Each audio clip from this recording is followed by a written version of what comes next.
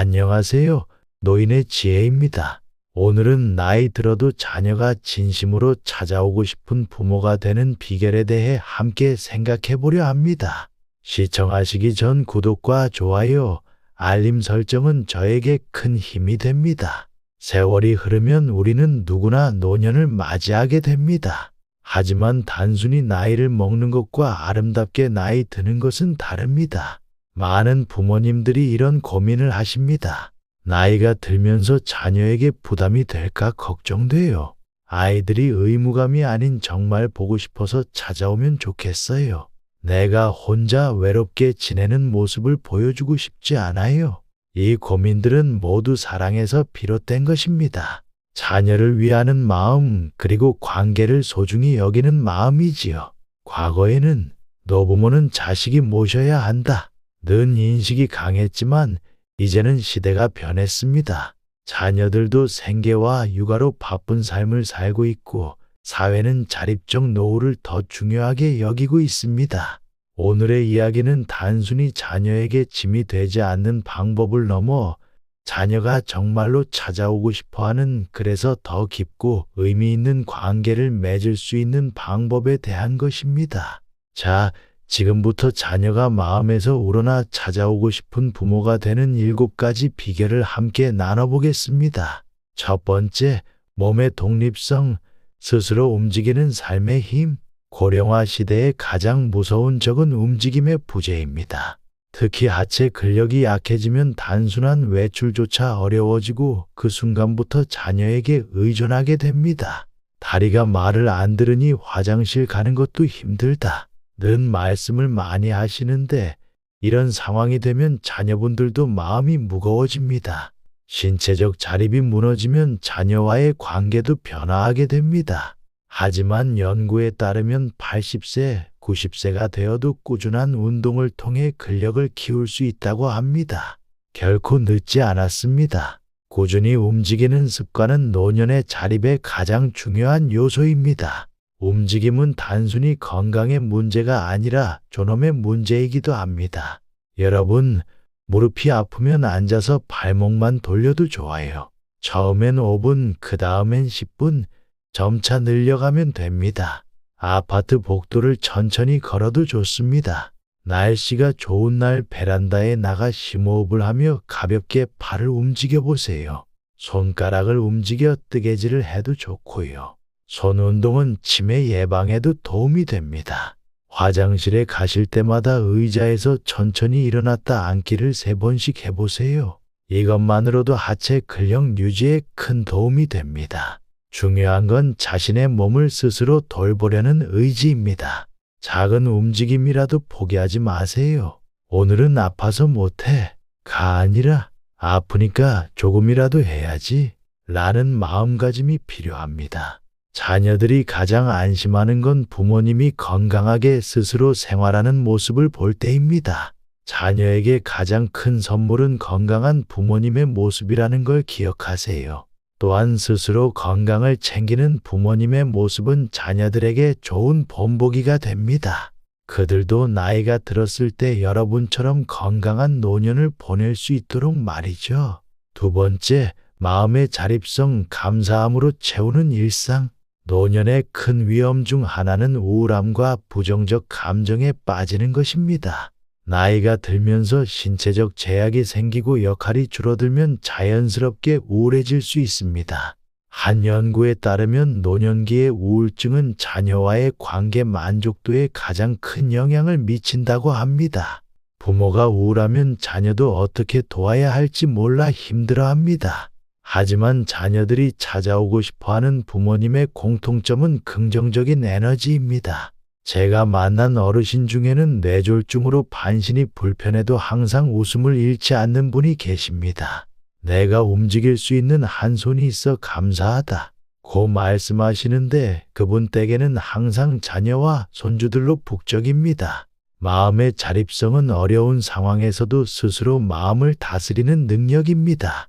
이것은 타고나는 것이 아니라 훈련을 통해 키울 수 있습니다.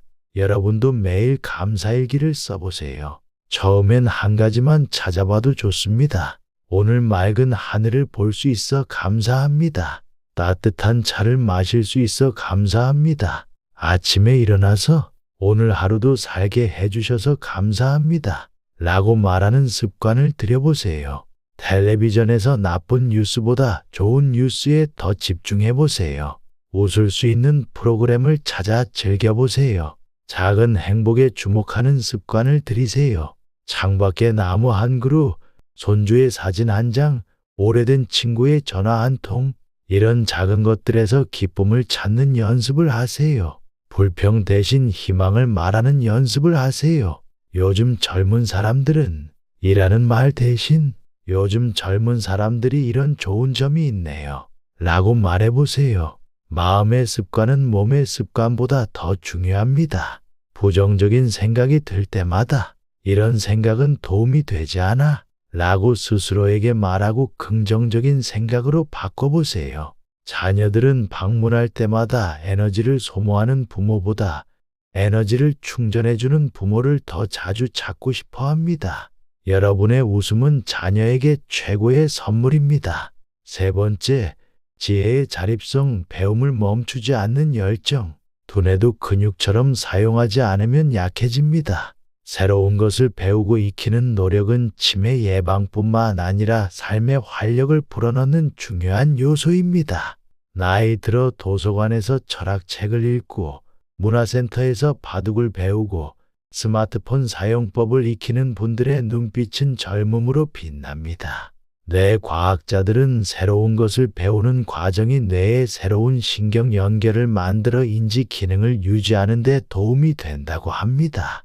나이가 들수록 더 적극적으로 배워야 하는 이유입니다. 여러분, 나이는 배움의 장벽이 아닙니다. 오히려 지금이야말로 진정으로 배우고 싶은 것을 찾아 나설 시간입니다. 하루 10분이라도 새로운 것을 배워보세요. 평소 관심 있던 분야의 책을 한 권 골라 조금씩 읽어보세요. 지역 복지관이나 문화센터에서 제공하는 프로그램을 찾아보세요. 서예, 수채화, 노래교실, 영어회화 등 다양한 강좌가 있습니다. 스마트폰으로 세상과 소통하는 법을 익혀보세요. 카카오톡으로 자녀와 메시지를 주고받고 유튜브로 관심 있는 영상을 찾아보고 네이버 지도로 목적지를 찾는 법 등을 배워보세요. 손주들에게 배움을 청해보세요. 할머니에게 이것 좀 가르쳐 줄래? 라는 말은 세대 간 소통의 아름다운 다리가 됩니다. 잊고 있던 취미를 다시 시작해보세요. 젊었을 때 좋아했던 음악을 다시 들어보고 오래된 사진첩을 정리해보고 손글씨로 편지를 써보세요. 배움에는 끝이 없습니다. 100세가 되어도 새로운 것을 배울 수 있고 그것이 삶의 기쁨을 더해줍니다. 배움을 멈추지 않는 부모님을 자녀들은 존경합니다. 우리 부모님은 항상 새로운 것을 배우고 계셔 라고 자랑스럽게 말할 수 있게 되면 좋겠지요. 또한 계속해서 배우는 모습은 손주들에게도 좋은 본보기가 됩니다. 평생 배움을 멈추지 않는 할머니, 할아버지의 모습은 그들의 삶에 깊은 영감을 줄 것입니다. 네 번째, 경제의 자립성, 품위 있는 독립을 위한 준비.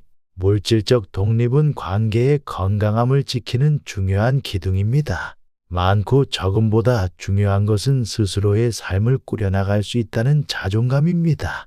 경제적으로 자녀에게 의존하게 되면 작은 결정 하나를 내릴 때도 자신감이 줄어들고 자녀와의 관계가 불평등해질 수 있습니다.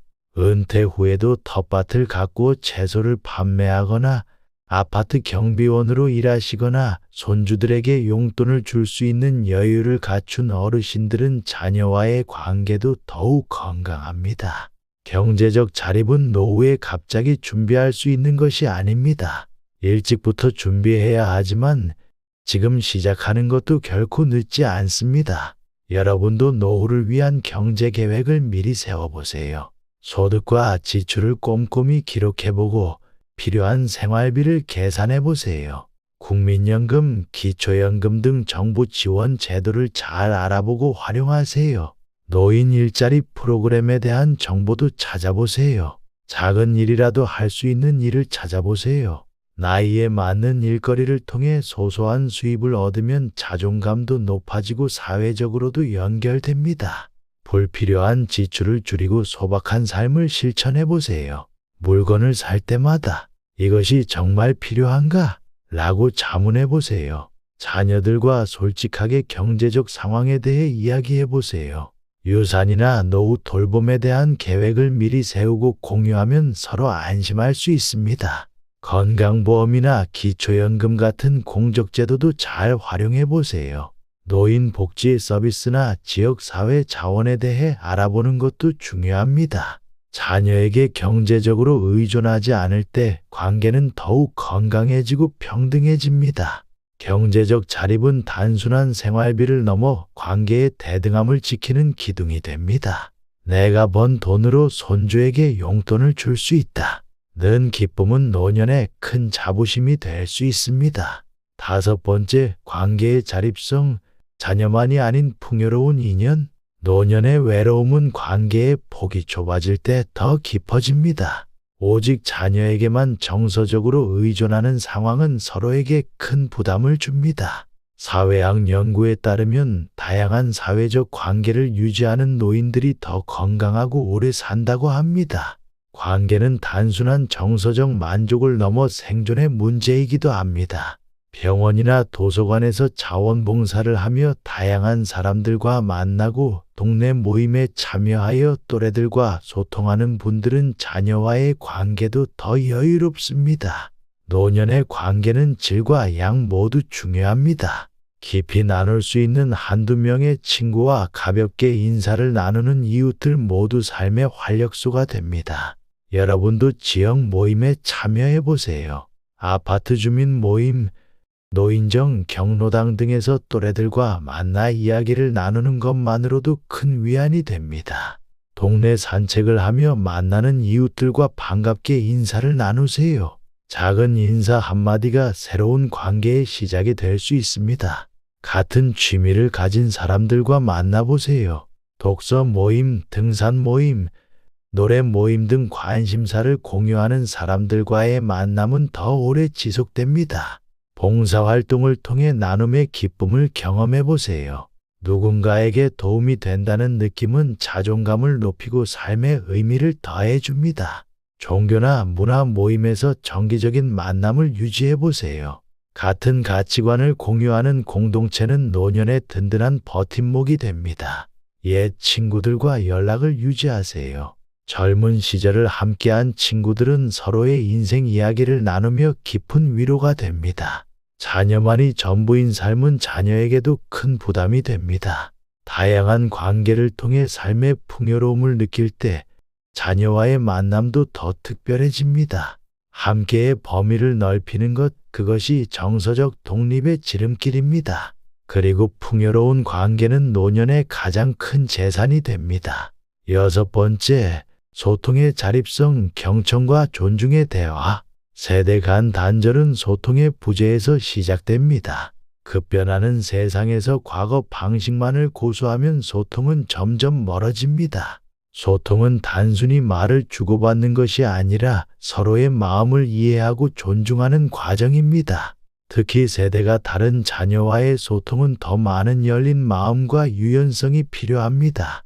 손주와 함께 게임도 하고 유튜브도 보면서 젊은 세대의 문화를 이해하려고 노력하는 어르신들은 자녀, 손주들과의 대화도 더 풍요롭습니다. 요즘 젊은 것들은 이라는 말 대신 요즘은 이렇게 변했구나 라고 생각하는 자세가 필요합니다. 비판보다는 이해가, 판단보다는 수용이 관계를 더 깊게 만듭니다. 세대 차이는 극복할 수 없는 벽이 아니라 서로에게 새로운 세계를 열어주는 기회가 될 수 있습니다.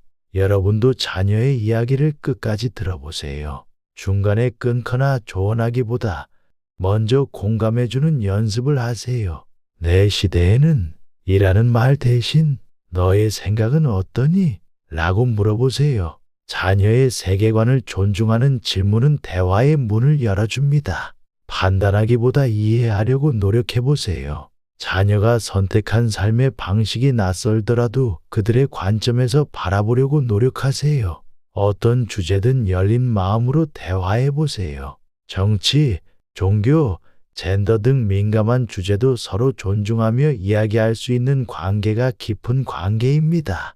새로운 기술이나 문화에 대한 거부감을 줄여보세요. 자녀나 손주에게 스마트폰 사용법을 배워보고 새로운 음악이나 영화를 함께 즐겨보세요. 요양이나 돌봄 서비스에 대한 열린 태도를 가져보세요. 자녀들이 걱정하는 부분을 이해하고 함께 최선의 방법을 찾아보세요. 소통은 일방적인 훈계가 아닌 서로의 마음을 나누는 과정입니다. 자녀의 말에 귀 기울이는 부모에게 자녀도 마음을 엽니다. 유연한 마음은 어떤 세대와도 이어지는 다리가 되어줍니다. 그리고 그 다리를 통해 더 깊은 이해와 사랑이 오갈 수 있습니다. 7번째, 삶의 자립성, 의미 있는 하루하루를 만드는 지혜. 노년의 가장 큰 선물은 시간입니다. 이 시간을 어떻게 채우느냐에 따라 삶의 질이 달라집니다. 인생의 의미는 외부에서 주어지는 것이 아니라 스스로 만들어가는 것입니다. 특히 노년기에는 자신만의 의미를 찾고 만들어가는 능력이 더욱 중요해집니다. 매일 일기를 쓰고 가족 사진을 정리하고 손주들에게 물려줄 생애 이야기를 기록하는 분들의 삶은 풍요롭습니다. 이런 분들의 노년은 단순한 시간의 흐름이 아니라 의미 있는 여정이 됩니다. 삶의 의미는 거창한 것에서 오지 않습니다. 작은 일상의 기쁨, 누군가에게 도움이 되는 순간, 아름다움을 발견하는 경험 등에서 의미를 찾을 수 있습니다. 여러분도 자신만의 일과를 만들어 보세요. 아침에 일어나 몸을 깨우는 스트레칭, 간단한 식사 준비, 동네 산책, 신문 읽기 등 규칙적인 일상이 안정감을 줍니다. 하루의 시작과 마무리에 감사의 시간을 가져보세요. 아침에는 오늘 하루를 맞이하는 감사를, 밤에는 지나간 하루에 대한 감사를 표현해 보세요. 삶의 경험을 기록해 보세요. 일기, 회고록, 편지 등 자신의 생각과 경험을 글로 남기는 것은 자신의 삶을 돌아보고 의미를 찾는 좋은 방법입니다. 작은 취미를 통해 성취감을 느껴보세요. 뜨개질, 목공, 그림 그리기, 음악 감상 등 자신이 즐길 수 있는 활동을 찾아보세요. 주변을 아름답게 가꾸는 일도 의미 있는 활동입니다. 화분을 키우고, 집안을 정리하고, 좋아하는 물건들로 공간을 꾸며보세요. 스스로의 노후에 대한 계획을 가족과 공유해보세요. 건강, 주거, 재정, 돌봄 등에 대한 자신의 생각과 계획을 미리 이야기하면 서로에게 안심이 됩니다. 의미 있는 시간을 보내는 부모님을 보며 자녀들은 노년의 아름다움을 배웁니다. 그리고 그런 부모님 곁에 더 자주 머물고 싶어 합니다. 삶의 자립성은 단순히 혼자 살아가는 능력이 아니라 자신의 삶의 의미와 가치를 부여하는 능력입니다. 그리고 그 능력은 노년의 가장 큰 자산이 됩니다. 지금까지 나이 들어도 자녀가 찾고 싶은 부모가 되는 7가지 비결을 말씀드렸습니다. 다시 한번 정리해 드리자면, 첫째, 몸의 독립성, 스스로 움직이는 삶의 힘을 키우세요. 둘째, 마음의 자립성, 감사함으로 일상을 채우세요. 셋째, 지혜의 자립성, 배움을 멈추지 않는 열정을 간직하세요. 넷째, 경제의 자립성, 품위 있는 독립을 위해 준비하세요. 다섯째, 관계의 자립성, 풍요로운 인연을 만드세요. 여섯째, 소통의 자립성, 경청과 존중의 대화를 나누세요. 일곱째, 삶의 자립성, 의미 있는 하루하루를 만드세요. 이 7가지는 별개의 것이 아닙니다. 서로 긴밀하게 연결되어 아름다운 노년의 모습을 완성합니다. 몸이 건강해야 마음도 건강하고, 마음이 건강해야 지혜롭게 배울 수 있으며, 배움은 경제적 자립에 도움이 되고, 경제적 자립은 다양한 관계를 맺는 데 자신감을 줍니다. 그리고 이 모든 것들이 모여 의미 있는 노년의 삶을 만들어냅니다. 여러분, 진정한 부모의 사랑은 자녀에게 짐이 되지 않으려는 마음에서 시작합니다. 나이 들어 자녀에게 짐이 되지 않는다는 것은 거리감을 두는 것이 아니라 존중의 기반을 쌓는 일입니다. 스스로 빛나는 삶을 살 때 자녀들은 그 빛에 이끌려 자연스럽게 찾아옵니다. 자립은 홀로 서기 위함이 아니라 더 깊은 사랑을 나누기 위한 준비입니다. 그냥 자연의 큰 흐름에 몸을 맡겨보세요. 겨울이 오면 곧 봄이 옵니다. 자연은 돌고 돌아 반드시 새로운 계절로 찾아옵니다. 인생의 계절이 바뀌어도 사랑하는 마음만은 변하지 않습니다. 자립하는 부모는 자녀에게 부담이 아닌 축복이 됩니다. 자립하는 부모는 자주 찾아오고 싶은 부모가 된다.